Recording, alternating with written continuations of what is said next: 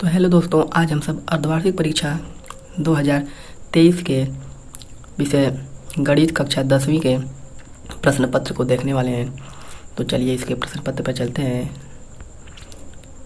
इसमें प्रश्न पत्र के 2 खंड हैं। खंड क में 20 अंक के 20 प्रश्न बहुविकल्पी प्रश्न हैं, प्रत्येक प्रश्न अनिवार्य है। दूसरा खंड ख में 50 अंक के वर्णनात्मक प्रश्न हैं। इस खंड में कुल 5 प्रश्न हैं। प्रत्येक प्रश्न के प्रारंभ में स्पष्टतः लिख दिया गया है कि उसके कितने खंड हैं करने हैं। प्रश्नों के अंक उनके सम्मुख अंकित हैं। खंड क निम्न में परिमेय संख्या है। Option A 3। यदि द्विघात समीकरण 2x² + kx + 3 = 0 के मूल बराबर हो तो k का मान है, तो इसका आंसर हो जाएगा ऑप्शन बी ±2√6। तीसरा, यदि x + 3y = 6 हो तब x व y के मान हैं। इस प्रकार के प्रश्नों को हम लोग ऑप्शन से करते हैं। ऑप्शन ए को रखिए पहले, फिर ऑप्शन बी को रखिए, ऑप्शन सी को रखिए। जो ऑप्शन सेटिस्फाइड कर देगा वही हमारा सही उत्तर होगा। तो इस तरह ऑप्शन सी हमारा क्या कर रहा है, इसको संतुष्ट कर रहा है, इसलिए हमारा ऑप्शन सी सही है। x = 3 y = 1। प्रश्न नंबर 4 है 1 - 10² 30 अंश अपन 1 + 10²। 30 अंश का मान होगा तो 10 30 का मान क्या होता है 1/√2 1/√3। स्क्वायर करेंगे तो 1/3 हो जाएगा। फिर उसको सरल करने के बाद आएगा हमारा 1/2। Option D. 5वां प्रश्न निम्न में अपरिमेय संख्या है। ठीक, तो ऑप्शन ए √5। 6 प्रश्न, एक अपरिमेय संख्या और एक परिमेय संख्या का योग होता है, अपरिमेय होता है। 7वां प्रश्न, सभी त्रिभुज समरूप होते हैं, सभी संभावित त्रिभुज समरूप होते हैं। sin 48 अंश - cos 42 अंश का मान है 0। sin 48 को हम लिख सकते हैं क्या, sin 90 - 42 और sin 90 - थीटा क्या होता है cos थीटा। तो cos 42 - cos 42 कट गया, 0 आ गया। 9वां प्रश्न, संख्याओं 616 और 32 का HCF है, माने महत्तम समापवर्तक। ठीक, निकालेंगे तो इसका आंसर आएगा ऑप्शन ए 8। चतुर्भुज के चारों कोणों का योगफल जानते हैं 360 होता है। समकोण त्रिभुज में सबसे लंबी भुजा कर्ण होती है। समीकरण x² + 4x + 6 = 0 मूलों का योगफल बताइए। मूलों का योगफल क्या होता है, -b/a। तो b क्या है 4 है, a क्या है 1 है, x² का गुणांक a होता है, तो -4 आ जाएगा आंसर यहाँ से। 13वां प्रश्न, 2 कोणों का योग 90 अंश हो तो उसे क्या कहते हैं, पूरक कोण। 3, 5 में कोटि बताइए। ठीक, तो पहला पद होता है हमारा x अक्ष को प्रदर्शित करता है और दूसरा जो होता है हमें y अक्ष को प्रदर्शित करता है। तो x अक्ष को हम लोग भुज कहते हैं और y अक्ष को हम लोग कोटि कहते हैं। तो 5 हमारा सही आंसर हो जाएगा कोटि। sin 120 अंश का मान बताइए। ठीक, तो 120 को हम लिख सकते हैं 90 + 30। तो sin 90 + 30 माने कि sin 90 + थीटा क्या होता है sin थीटा। तो sin थीटा माने कि sin 30 का मान कितना होता है 1/2। Option C.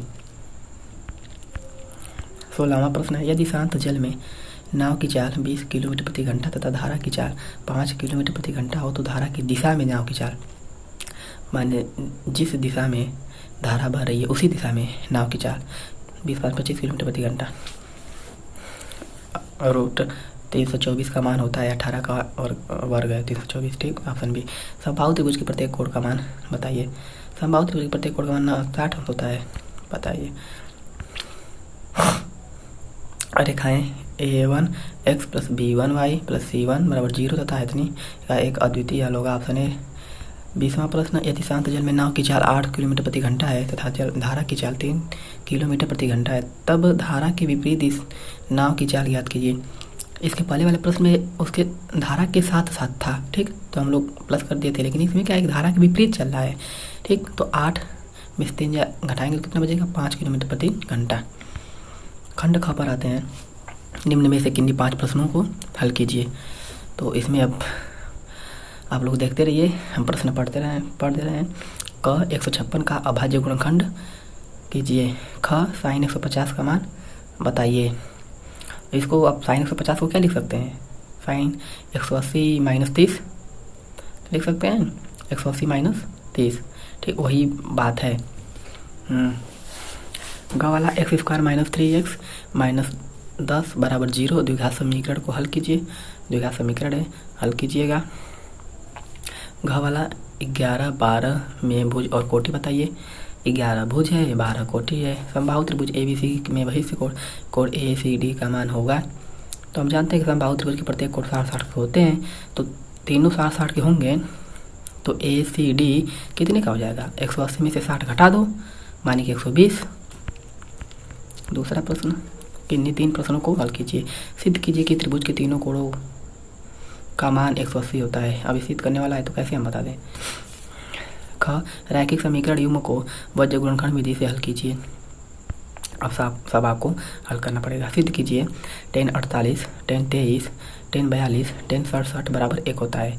ठीक, इन सबको हल करेंगे तब दो कोणों को जोड़ने पर 90 डिग्री बन रहा हो, उन दोनों को एक साथ करके हल करेंगे तो 1 आएगा, सारे कट के 1 आ जाएंगे।